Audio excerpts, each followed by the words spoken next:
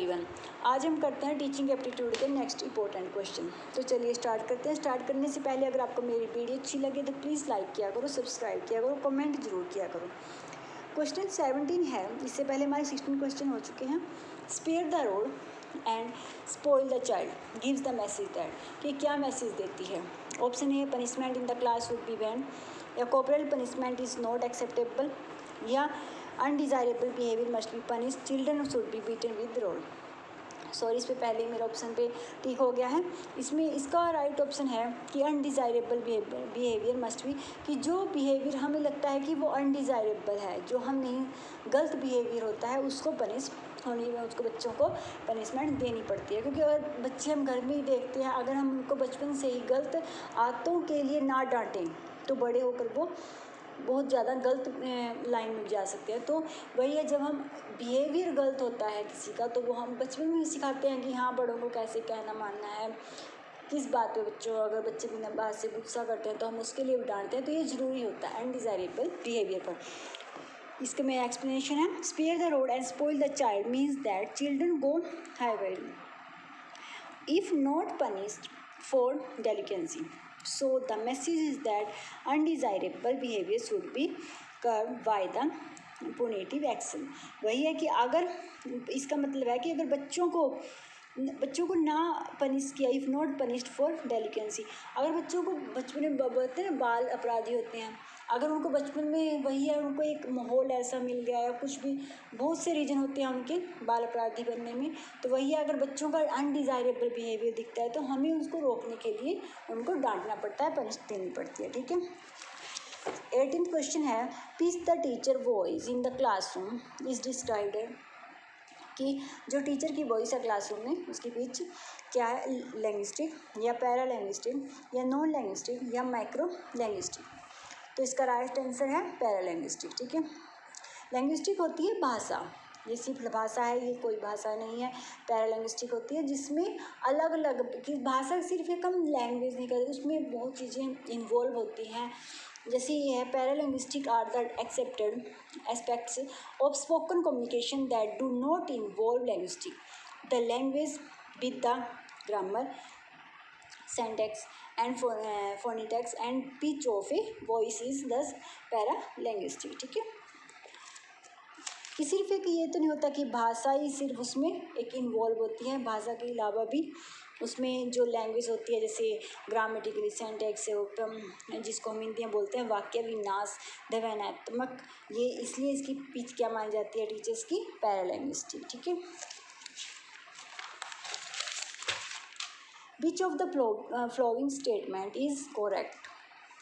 Syllabus is a part of curriculum, या B option है, syllabus is an annex to curriculum, या curriculum is the same in all educational institute affiliated to a particular university, या syllabus is not the same in all educational institute affiliated to a particular university।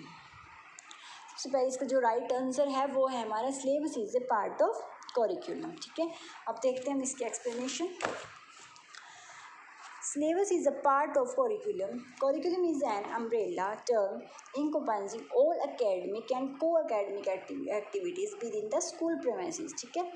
जो curriculum में वही है, curriculum में सब involve होता है। ठीक है। जैसे एक्टिविटीज़ हैं, एकेडमिक एक्टिविटीज़ भी सब, जो भी हमारी एक्टिविटीज़ होती है स्कूल पर, वो सब इसमें इन्वॉल्व होते हैं। इट क्या क्या इंक्लूड करते हैं, it include instruction practices, learning experience, student performance assessment, social behaviour and thinking skills apart from textual contact of specific subject. इनके अलावा भी इनमें जो बहुत चीज़ें, कि सिर्फ ये नहीं है कि एक स्पेसिफिक सब्जेक्ट का जो कॉन्टैक्ट है वही इसमें इन्वॉल्व होगा, उसके अलावा भी इसमें जैसे इंक्लूड करते हैं लर्निंग एक्सपीरियंस को, स्टूडेंट के परफॉर्मेंस असेसमेंट होते हैं, सोशल बिहेवियर होते हैं, थिंकिंग स्किल्स होते हैं। ठीक है। Syllabus refers only to the academic component of the process of classroom teaching learning and contains all the concept topics to be covered in a specific subject. ठीक है। और ये भी कवर करते हैं ये। ठीक है। सिलेबस ये सिर्फ एक ये है कि इसमें यही है कि सिलेबस क्या है, एक पार्ट है किसका, करिकुलम का, क्योंकि इसमें बहुत कुछ इंक्लूड होता है। ठीक है। कोरिकुलम तो क्या, क्योंकि काफ़ी सिलेबस तो हो गया एक चीज़ जो हम करा रहे हैं, लेकिन कोरिकुलम क्या हो गया, कोरिकुलम में तो एक्टिविटीज़ हर चीज़ आती है। पाठ्यक्रम में जो भी स्कूल में बच्चों को एक्टिविटीज़ कराई जाती हैं, कुछ भी क्या वो सब उसमें इन्वॉल्व है। सिलेबस होगा जो हम बच्चों को करा रहे हैं, जो भी हम स्टडी के अकॉर्डिंग या अकेडमिक हम जो करवा रहे हैं वो होता है, लेकिन कोरिकुलम उससे, इसलिए सिलेबस क्या है, पार्ट है कोरिकुलम का। 20 क्वेश्चन है, Gyan Darshan launched by IGNOU refers to the which one of the following. IGNOU द्वारा जो ज्ञान दर्शन जो लॉन्च हुआ है, तो उसके लिए किसमें क्या है ये, ठीक है, Gyan Darshan satellite based educational TV channel, या एजुकेशनल एफएम रेडियो फ्रेमवर्क है, या global initiative of academic networks है, या ऑनलाइन कोर्स है। तो पहले मैं बता देती हूँ, जो ये है satellite based educational TV channel है, जो कि किसके द्वारा लॉन्च किया गया है, इग्नू के द्वारा, ठीक है। अब पढ़ते हैं कि ज्ञान दर्शन है क्या। Gyan Darshan is a state on television channel telecasting from Doordarshan Kendra IGNOU द्वारा, ठीक है, टेलीकास्टिंग होता है दूरदर्शन पे, ठीक है। It is an educational channel which carries program on IGNOU, जो भी इग्नू में प्रोग्राम होते हैं वो सब इसमें आते हैं, कोर्स, जनरल अवेयरनेस प्रोग्राम और and interactive class session with subject experts and scholars besides promoting nationalism, harmony and peace, ये हमारे जो राष्ट्रवाद, हारमोनी, जो पीस, शांति, इन ये भी इसमें इन्वॉल्व होते हैं। It the channel is available free of cost, ध्यान में कि ये क्या होता है, फ्री ऑफ कॉस्ट होता है। It is a must carry channel from, और ये कैरी क्या करते हैं, फॉर ऑल केबल्स को, TV, DTH and IPTV operators को, ठीक है। It is down link frequency कितनी है, इन इज़ 38, जिसकी डाउन लिंक फ्रिक्वेंसी है, डाउन, ठीक है, 3831 megahertz with LNV frequency 5150 megahertz and samples rate is 7200 SPS with vertical parallel, ठीक है। ये एक एजुकेशनल क्या है, एजुकेशन टीवी चैनल सेटेलाइट है, जो कि इग्नू द्वारा लॉन्च की जाती है, ठीक है। 21 क्वेश्चन है, which of the following is a decision support system, decision support system for assisting people in taking best decision for their children future, कि जो डिसीजन सपोर्ट सिस्टम है चिल्ड्रन के लिए बेस्ट डिसीजन लेने के लिए, पेरेंट्स के लिए, फ्यूचर के लिए, उनके पेरेंट्स के लिए काफ़ी हेल्पफुल होता है, तो वो किसके अंडर है, किसमें हम डिसीजन बच्चे का अच्छी तरीके से ले सकते हैं, कौन सी ऐसी एक चलाई गई हमारे लिए, कि वो है ई पाठशाला, या सारांश, या शोध सिद्धि, या स्वयं प्रभा। तो राइट आंसर है सारांश, ठीक है, सारांश है।